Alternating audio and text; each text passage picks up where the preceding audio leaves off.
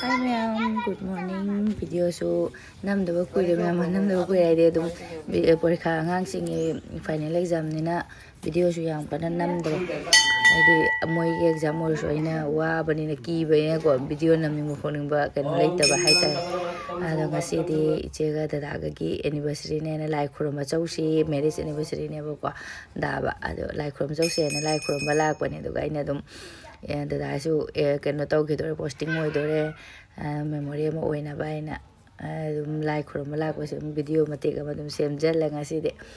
dada ga ichega like khurmi do bamon sina son na kotna dum like katle kanna bage dum makha da gi jon ba pura lei da gi kai da gi ajon ma do lei re dum mamang da so video da hap khramina adu video tau ge su khalu da ko makha da gi lerak pado ulak treba ko adum mogi thumogam de loina yaw khuji de kai kai changa da pochei loi khuji e changa da sindu ndu ke ke loina pura la ando kale makha da moji sing ta bam pham do da mulai ni ising de dum ta ri da si ko gi turi kai no ni na chingi sing ni na dum pura kang badi oi de duga jamna ta ba du makti oi dre hoji te mu ising kan jin ma matam ni na jam hinjan da ta ba du di oi de ado lai khuram loiraga khir phange khir prasad to ina handak ti yelame handak ti mulambi ga su am chau thome asi karam matam da ko gi main numita ba numito karam bo oge khangde ina dum video yeng ba mi am line lenge ba duna lambi ga jam pak tholame ado ga khir ga su yelame da chana re do ga ani se mataw yong ang ne ne jum jing ba koi mana khita ga pham de moi ni su moi thopani yong som da mani ke yong ngang ne ri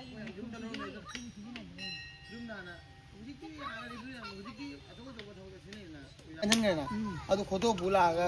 kapadan tam kangalaga ako bala sum pauda thugare lai khuramba su loire hallagi angang sing asi Saturday ni angang gi sono gi paru gi school suti leita ba ko sono gi di 12 da suti oi doine aduna akoi lai khuram lak pasi theng ne hajik se dum direct se da gi han ba sono su puro sono school la ta ga sono school e pu gi ba ni ising yung jam pik na dita yung janna se ising je inging ado ga halani nga hakta ni mi su yam tilam de de no mai jinga ring thoka ba go already mi su tin ga da ba ana yam na di tin de couple magi photo na be na ma ko sandal se thamam mani ado ga opsale sum si wa ma nung de nungai ko inging law ra ga dum yamna su akhoi de gi di yamna su lap ta ba adum khang da ni hum la ka la mi na jamna lap ga man ja han ba da di thi na lak pa ni na ne mafam se yam lap adu mai taw re hojik ti sum naksal la mi na ai di ahum mari la ma mi na adum naksal ma du mai taw mi di yam de mi su yam chin de ju lambi su kupa ka ma taw ka lei lo si lambi ga set wen line ling ba ne ba ki bu da ne hang lai gi mo gi asigi numit ta ba numit tu di aina dum video da u ba ni da kai numit ta ba di khang de ani sibrati numito oge dai khan ba date 26 da Mahadev kinina ne ando dum mahalle ko su ngak tang khuramaga ai mi su tin damina kom su komme ngak khurama me sorda ai su ai di hairukal tauna kalamdre handak ti ko ikubok la mamang lag matam da su ni bok ikubok lang matam da su khurang mane na khallaga dum matam leitana khurama udre handa master ga exam ko loiraga la adi handa khuramun abaina aina dum aisu ningamaga dum lae ba ko ikubok jo pha di phare da pungpa phara ga la ga se da mu khoi family mu pura la ke na khanjarame ningjarame ado nga sai gi poto se dei lobani na iche gi kolik to pochei do kolikai kon do pitho mani thumok do mai to ba bucket masa se haning jom na tani ne haning jom se u do ka am kuire pambi se ning jom pa le thumdi thungada ba su male khoi gi napu kare ba se di mana boy mare ina chingi jum chinga so ina mu uder nung sha da no to ba da aduga dum ko se thawre aduga khoi gi sono gi school da jawre 12 tara mina 12 suti thani sono se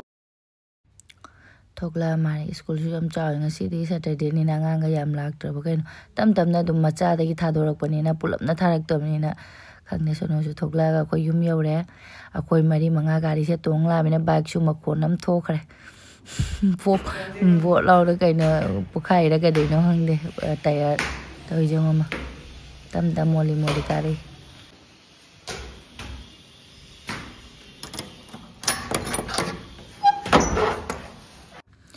12 makai tare hojik se aduna ina chak se lamandana ko ma'am aina ichege anniversary gi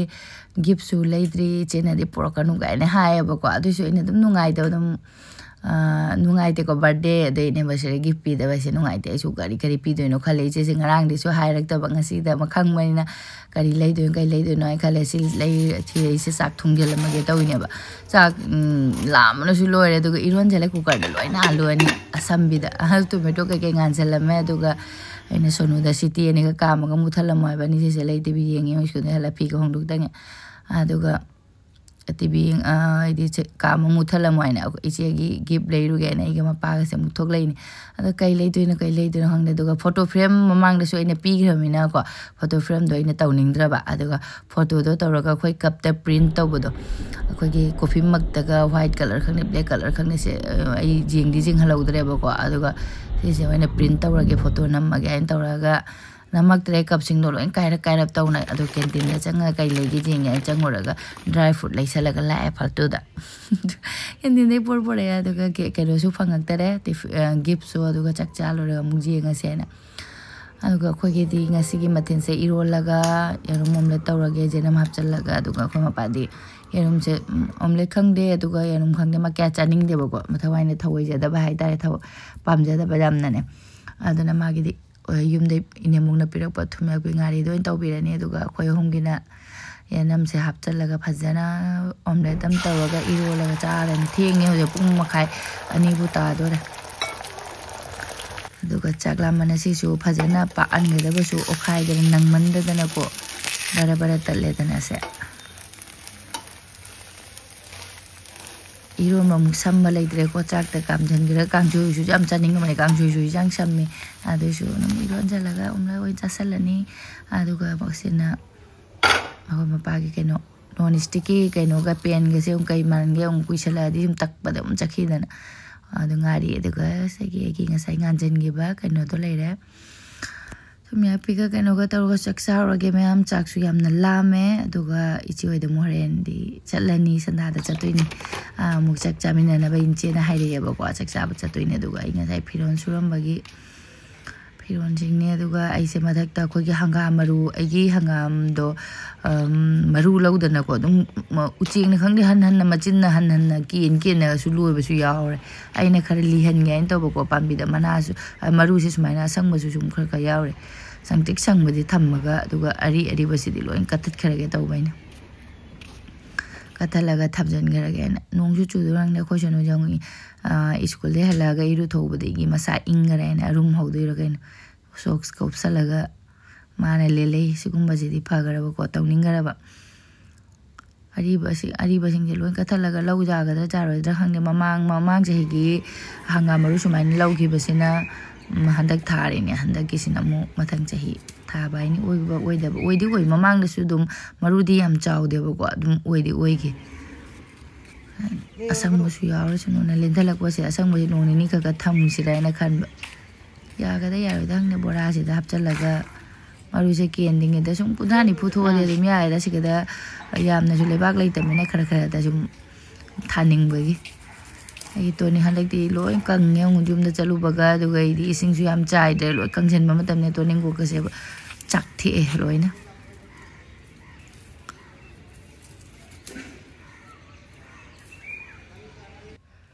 ko sono fi lotion ga akhoi gi atei thabak sono haiba kaur su ko fi lotion ma di sum ka de aina ga dum nung din ga tum thoki dana ga taw se mana fi lotion lam drobni fi lotion fa sum ka de ai si di lebak se lauthok ge nam se thado ke to ni nam ani se kung na picture na leire mara jam chala mare si ge se ma yadra ase dei phu ga mara sing gak thala tha de yaro si di phare ni si di nau na thado ke bedo ne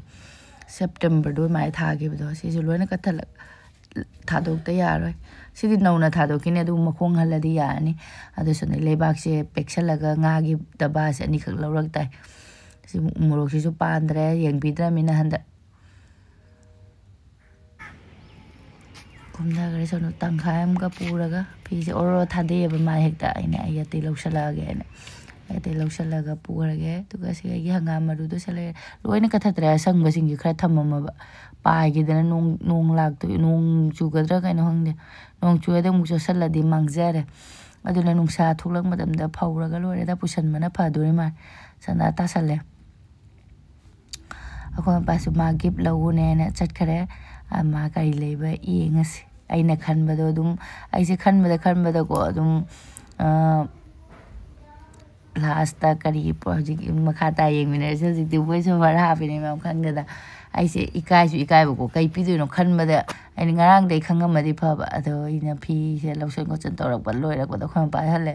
cup plate ꯐꯗꯤ ꯐꯖꯔꯦ ꯑꯗꯨꯝ cup plate ꯁꯦꯠꯁꯦ ꯑꯣꯏꯅ ꯄꯤꯔꯒꯦ ꯄꯤꯅꯕ꯭ꯔꯥ ꯄꯤꯅꯗꯕ꯭ꯔꯥ ꯈꯪꯗ꯭ꯔꯦ ꯑꯗꯨꯝ ꯁꯨꯝ ꯄꯤꯕ ꯍꯥꯏꯅꯤꯁꯦꯗ ꯄꯦꯛ ꯇꯧꯁꯜꯂꯅꯤ ꯍꯣꯔꯦꯟ ꯑꯗꯨꯒ ꯑꯋꯥ ꯐꯗꯤꯒꯣꯝ ꯍꯦꯛꯄ ꯀꯥꯈꯠꯂꯛꯏꯅꯦ ꯑꯃꯨꯛ ꯉꯁꯥꯏꯁꯦ ꯍꯦꯛꯍꯧꯗ꯭ꯔꯕ ꯑꯩꯈꯣꯏ ꯇꯥꯗꯣꯅ ꯑꯣꯛꯀ ꯖꯦꯟ ꯑꯃꯒ ꯊꯣꯡꯗꯣꯏꯕꯀꯣ ꯑꯗꯣ ꯑꯣꯛꯇꯣ ꯑꯩꯈꯣꯏ ꯁꯤꯗ ꯊꯣꯡꯉꯨ ꯍꯥꯏꯅ ꯖꯦꯟꯅ ꯑꯥꯗ ꯊꯣꯡꯉꯅꯤ ꯑꯗꯨꯅ ꯑꯣꯛ ꯊꯣꯡꯉꯨ ꯍꯥꯏꯅ ꯑꯋꯥ ꯐꯗꯤꯒꯣꯝꯁꯦ ꯑꯩꯈꯣꯏꯒꯤ ꯀꯩꯅꯣ ꯇꯧꯔꯨꯕꯅꯤ ꯊꯠꯂꯨꯔꯦ ꯈꯔ ꯁꯤ ꯌꯥꯝ ꯌꯥꯝꯃꯤꯅꯦ ꯑꯃꯨꯛ ꯆꯣꯡꯊꯔꯦ ꯂꯩꯕꯥꯛꯇꯒ ꯍꯤꯡꯉꯤꯕ ꯀꯩꯅꯣ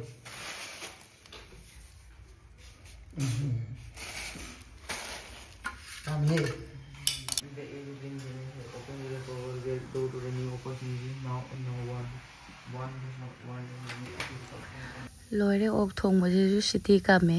ꯀꯨꯀꯔꯗ ꯊꯣꯡꯉꯝꯃꯒ ꯃꯥꯏꯁꯦ ꯑꯃꯨꯛ ꯀꯥꯝꯃꯤꯔ ꯀꯩꯅꯣ ꯑꯗꯨꯒ ꯑꯁꯤꯒꯤ ꯕꯣꯛꯁ ꯃꯅꯨꯡꯗ ꯍꯥꯞꯆꯜꯂꯦ ꯁꯥꯅ ꯑꯇꯣꯞꯄ ꯀꯣꯟꯗꯒ ꯈꯥꯏꯖꯤꯟꯗ꯭ꯔꯕꯀꯣ ꯑꯗꯨꯝ ꯀꯨꯀꯔꯗ ꯑꯣꯏꯅ ꯄꯨꯔꯁꯦꯅ